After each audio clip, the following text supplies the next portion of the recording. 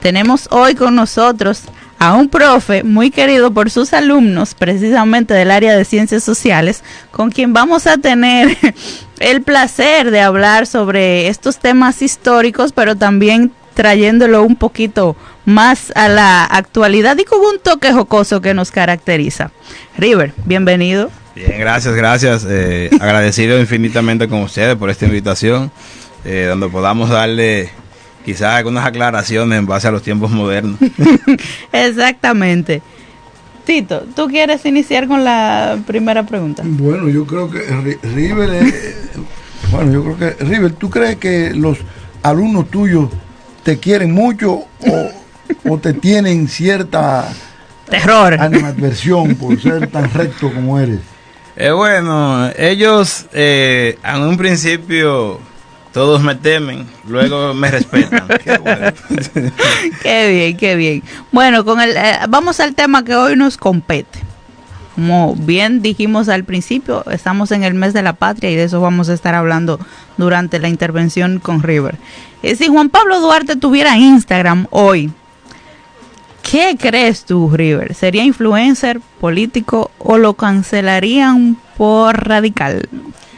Si Juan Pablo Duarte tuviera Instagram hoy en día, fuera un gran influyente. Creo que la marca de la persona podría determinarse así, como un gran influencer.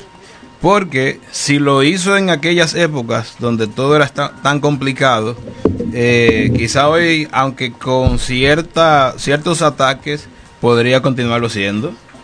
Bueno, y si Francisco Rosario Sánchez mandara el trabucazo hoy, ¿sería tendencia en Twitter o dirían que fue un fake news?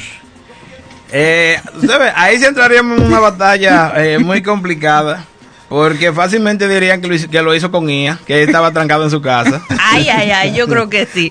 No, todo eso fue inteligencia artificial, él no salió. Ay, mi madre, eso no viene nada. Y peor aún, por ejemplo, poca gente maneja que aquí se declaró la independencia el 27 de febrero, pero la primera batalla fue el 19 de marzo. Van a decir, no, porque eso fue un allante entonces, porque aquí no se peleó. ¿Qué pasó ahí? Y si los trinitarios existieran hoy en día, ¿sería un grupo secreto de WhatsApp o entiendes que más bien sería un movimiento viral en redes sociales? Sería el típico grupo que vive haciendo publicaciones de hoy vamos para tal lado, hoy vamos para tal sitio, hoy nos juntamos en casa de Fernanejo y así por el estilo. Pero habría que investigarlo más, esa parte de la historia. Profesor, ¿usted cree que los padres de la patria aguantarían un debate político en la televisión dominicana actual? Sí, ahí sí, temor a equivocarme, digo que sí. Quizás con altas y bajas por lo amarillista que suele ser nuestra prensa en la actualidad, pero esos ideales creo que son innatos. ¿Y qué héroe de la historia crees, River, que sería el más picante opinando hoy en redes sociales? Mira, ahí es un poco cuesta arriba, porque ahí tendríamos, por ejemplo, a Concepción Bona peleando por su derecho de autor con relación a la confesión de la bandera. Pero tendríamos a Juana Saititopa, que a ella no la han reconocido por cargar el agua para los trabucos durante la guerra. O sea, tendríamos un conflicto de intereses entre los héroes y heroínas, así que habría que ver quién se impone, aunque normalmente se impone de la idea. Diría que Juan Pablo Duarte. Bueno, yo estoy de acuerdo con eso. Profe, que cuando se reunían en la... bueno, sabemos que Juan Pablo Duarte fundó la Trinitaria, es así, ¿verdad? Sí. Y entonces, cuando ellos se reunían, es una pregunta que nadie ha hecho y nadie se imagina. ¿Qué comían esa gente cuando se reunían? Mira que hasta yo tengo la curiosidad. yo quisiera saber todavía quién ponía la picadera de día, de cada encuentro. ¿Y bebían ellos? ¿Bebían su vinito? Yo imagino que sí, porque para armarse de valor a veces el hombre tiene que tomar alcohol. Y uno o dos pueden ser guapos normales, pero la mayoría necesita tragarse. Profe, le voy a decir una situación moderna y usted me dice, ¿qué héroe histórico la resolvería mejor? Bueno, la crisis económica, por ejemplo. la crisis económica de nuestros héroes, creo que el más honesto con relación a la administración pública fue nuestro ideólogo y padre de la patria, Juan Pablo Duarte. Él la resolvería. Entiendo que sí. ¿Y los problemas fronterizos? Los problemas fronterizos, ahí quizás si hay algún colega escuchando me va a cuestionar, porque aunque terminó siendo un adversario de nuestra historia, pero en el momento de la independencia, un Pedro Santana resolvería ese caso. Bien. Profe, ¿quién fue más grande entonces de nuestros héroes? ¿A quién podríamos? ¿Siempre sería Duarte a la cabeza?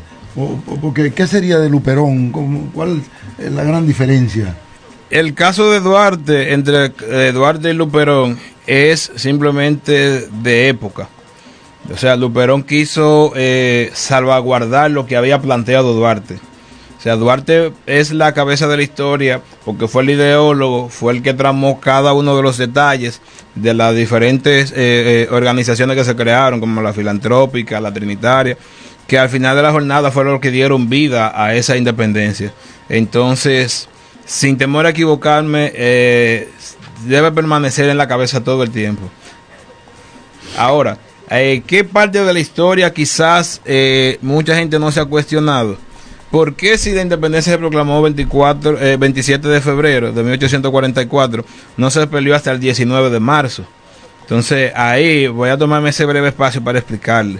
Pasa es que la mayoría de los militares que custodiaban la zona este, del Haití español, como lo llamaba Haití, pues eran nativos de la colonia española. O sea, eran originarios de esta zona, se identificaban más como los propios dominicanos que como haitianos. Por eso se tardó tanto para llegar a la primera guerra o a la primera batalla.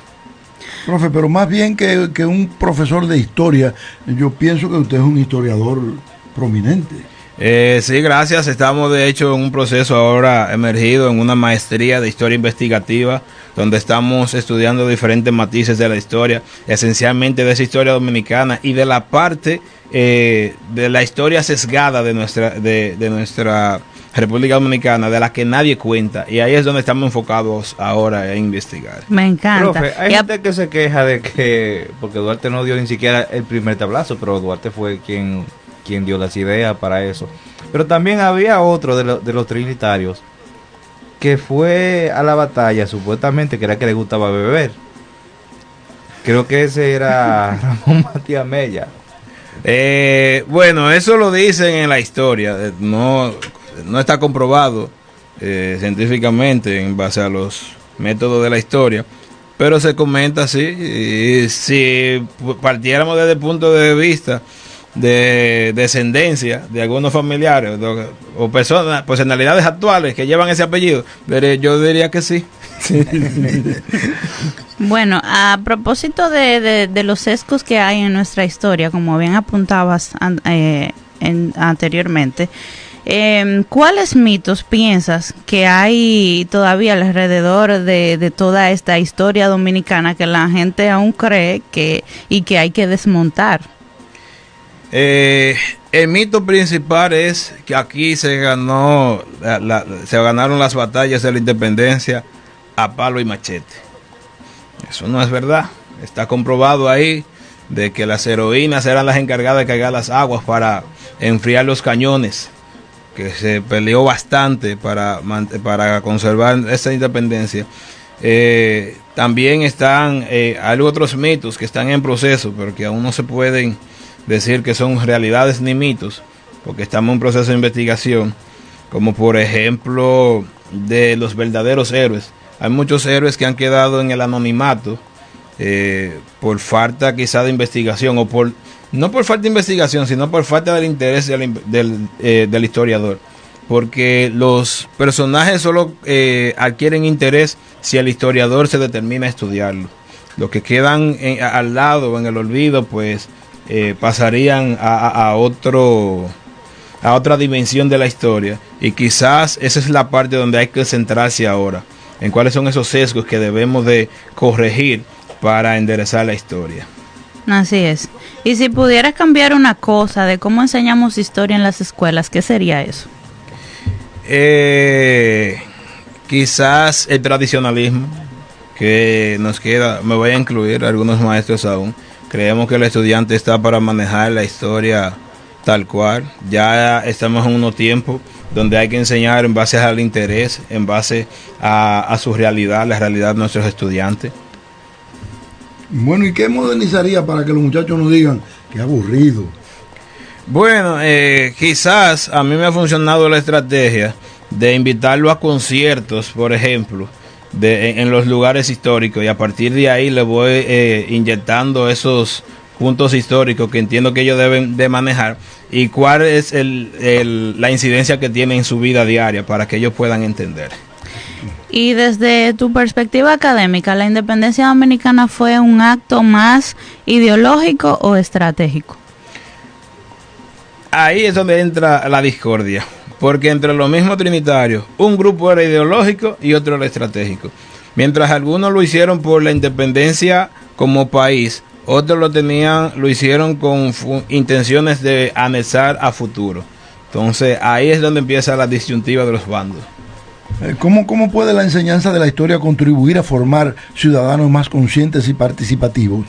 La enseñanza de la historia es clave para poder determinar lo que se vive en el momento y poder proyectar hacia el futuro.